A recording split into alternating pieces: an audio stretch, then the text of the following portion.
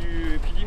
Ouais, le département du Gard dispose d'une unité spécialisée pour les interventions risques chimiques. Cette unité spécialisée risques chimiques a pour vocation d'intervenir sur les accidents mettant en cause des produits chimiques. Dans le département du Gard, nous avons 15 établissements Céveso. Nous avons des axes autoroutiers importants comme l'autoroute A9 et cette activité génère des accidents potentiels mettant en cause des produits chimiques. Ce que j'ai besoin, c'est rapidement de savoir quel est le produit, est-ce que ça présente un danger pour les gens autour. Très bien. D'accord. J'ai mon gars qui va particulièrement sur la formation qu'on vit aujourd'hui, c'est plutôt utiliser le matériel qui est à leur disposition. C'est aussi connaître les capacités et les qualités de l'équipement de protection individuelle qu'ils devront porter en fonction du risque auquel ils seront confrontés. Surtout de trouver des solutions à la problématique liée au risque chimique avec le commandant des opérations de secours. Mathieu de Dylan, donc je retourne au niveau du SAS. Donc il s'agit d'un bloc contenant 1000 litres, contenance à l'intérieur environ 120 litres, liquide inconnu mais toxique. Et il s'agit d'une fuite au niveau d'une vanne, donc je préconise une type 1 reçue.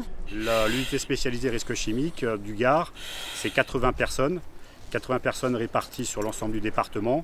Nous avons 3 véhicules dédiés, des véhicules risques technologiques, un sur Bagnoles, un sur Marguerite et un sur Alès.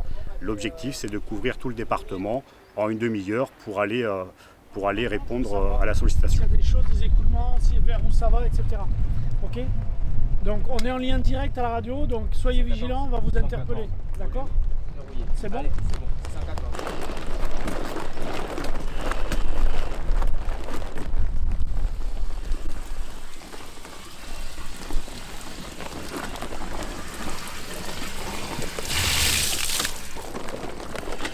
Il faut une pinache. Il faut une pinache. Demande une pinache. Alors les principaux produits sont ce qu'on appelle les toxiques industriels classiques, le chlore, l'ammoniac, l'acide nitrique. Tout ça, c'est des produits qui sont générés par les entreprises qui travaillent dans ces domaines-là. Et l'objectif, c'est qu'en cas d'accident, il n'y ait aucun impact vis-à-vis des populations.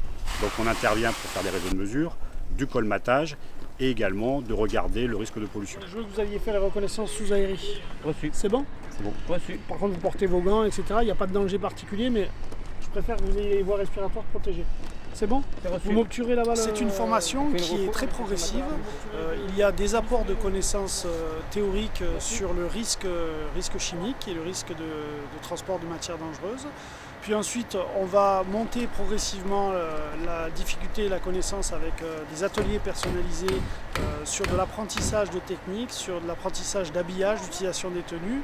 Et puis, l'objectif, c'est d'atteindre et d'organiser des situations au plus proche de la réalité. C'est les raisons pour lesquelles on va se projeter sur des sites industriels ou sur la voie publique avec des conditions plus proches de la réalité, voire même avec des véritables produits chimiques en jeu. Il n'y a aucune pollution. La terre qui est devant le goudron, là, juste après, a absorbé le produit. D'accord. On travaille dans un partenariat gagnant-gagnant, puisque nous utilisons le site au bénéfice de nos formations, ce qui apporte une meilleure connaissance du site en cas d'intervention réelle, et donc une meilleure connaissance aussi de l'exploitant. Et bien souvent, les relations sont améliorées lorsqu'on est dans une situation de crise, quand on a pu se connaître au préalable. RCH 3 de binôme de sécurité. RCH.